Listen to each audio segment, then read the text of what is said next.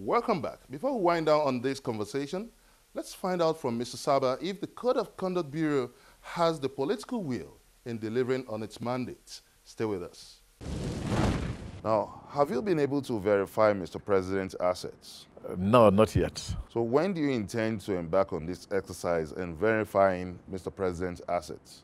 You'll see if you follow his itinerary, you would have discovered that he has been very, very occupied since he came in.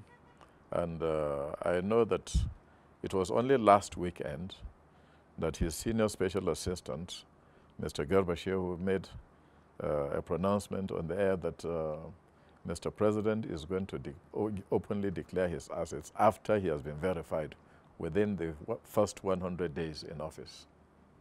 So the latitude is still there. We have told them that whenever Mr. President is ready, they should let us know. We'll move over to Mr. President and see also the Vice President and get the conference verification, the field verifications accomplished. Does the CCB Act gives him that latitude of 100 days before verifying his assets?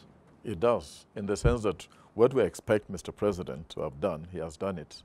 And that is to submit a written declaration of his properties, his assets, and his liabilities before taking the oath of allegiance and the oath of office.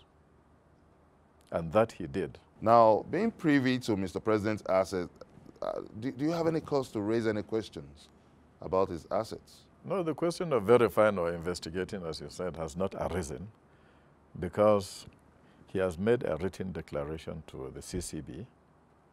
CCB has taken custody and is retaining the assets declaration form.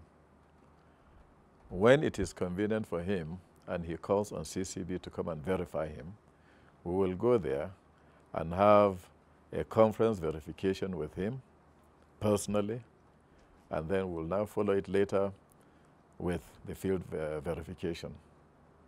He will give us, when it is convenient for him to give us somebody that will take us to those properties that are scattered around the country.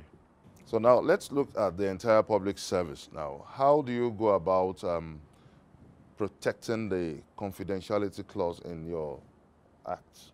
We don't disclose the name of the person, but we look into the submission the person has made. And we do have cases like that. Some people prefer to be anonymous, and even where you do not say you want to be anonymous, we don't disclose your identity either for protection. In the coming days, it seems you'll be having a long days verifying more public officers' assets as they assume office. Do you have a strategic plan of action for that? We have sufficient manpower to be able to cope with that. We have a whole department. We have 3 departments that take care of that. We have the Federal Public Office Department, we have the Federal Public Service Department, and we have States and Local Government Department.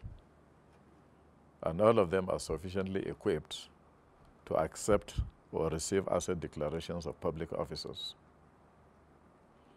What will be our difficulty or what will be our headache is verifying all this mass of people. Of course, we cannot verify everybody. We can only verify some. Are you suggesting you have a waiver by law in which some officers could be excluded from this exercise? Let me ask you, can you verify over 4 million public officers? Okay, how do you intend to go about this? You see, everybody, you try to do, you cannot, you see, in fighting corruption, you do not want to fight everything at once. You take specific things and you work at it so that you can excel there. You get me? So we're not after having mass of people, verifying so many people. We verify those key people who we believe are amenable, or should I say, susceptible to being tempted, okay, to dip their hands. But other than that, it is difficult to want to verify everybody. Even the sheer numbers of people you will need on the field and the money that it requires you to travel from one place to another. is another constraint. I've asked that question in my travels outside of this country. And for example, Hong Kong that we take as a role model, they say they're not able to do it.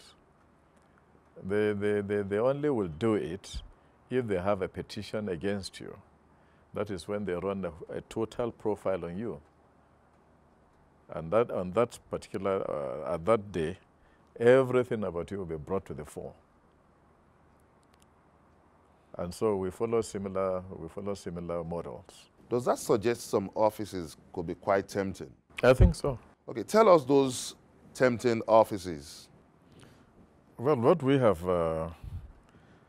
come to understand in our interactions with public officers, some offices are considered juicy offices, like somebody who controls finance or who controls expenditure,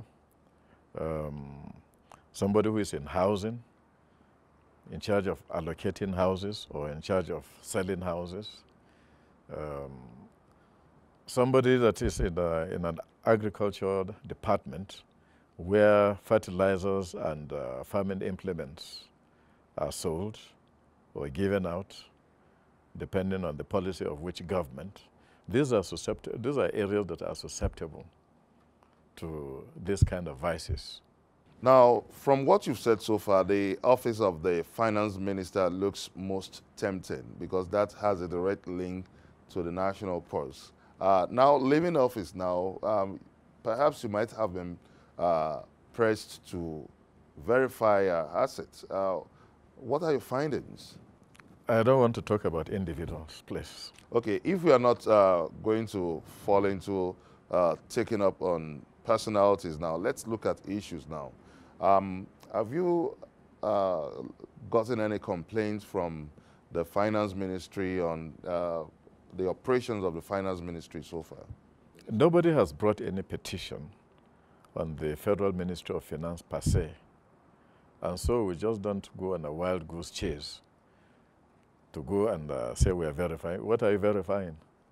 Or what would you be verifying?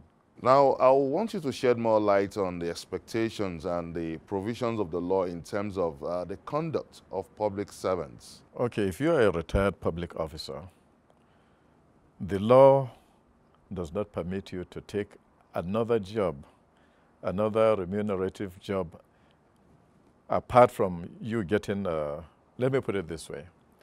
The law does not provide that you should take more than one remunerative job after you've left office as a public officer, if it is in the government. If it is outside of government, say in the private sector, it has no weight.